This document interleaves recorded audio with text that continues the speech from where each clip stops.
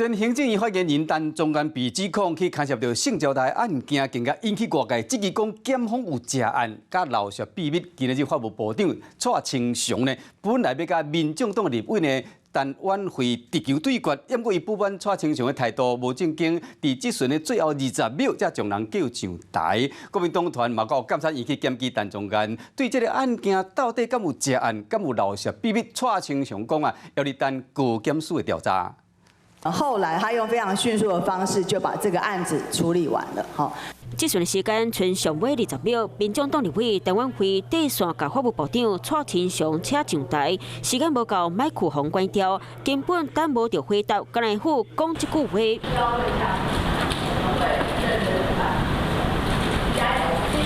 为了提到上升的事情，讲前行政院发言人陈宗安向酒店的业者报告王浩伟报告进度，经体看局处处代志，敢用1点钟，效率真悬。佮提10年前，陈宗安伫咧野球场参加亲子活动的相片，指控伊敢若就是伫咧遮接到酒店头家电话，才出面倒3共协调。 除了当时的市政之外，我想一定有相关人等可以调来问。贵事件到底敢有食案？相关暂停、监听和通讯软体对话，嘛去传出来，互外界质疑是检调泄露秘密。不过面对提问，蔡清祥头尾拢安尼回答。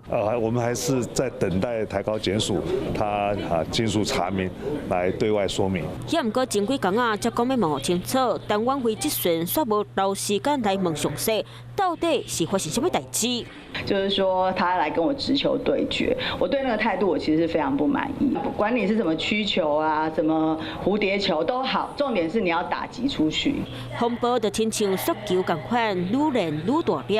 国民党团嘛来到监察院检举陈宗安，那也嘛要求法务部紧调查出真相，爱伫2礼拜内提出专案报告。争议也是无随陈宗安请示总收煞，真相到底是啥款，还阁挺好厘清。 有事没事赶紧转开华视，还没有订阅华视的 YouTube 频道吗？赶紧按赞、订阅、开启小铃铛，我们华视 YouTube 见。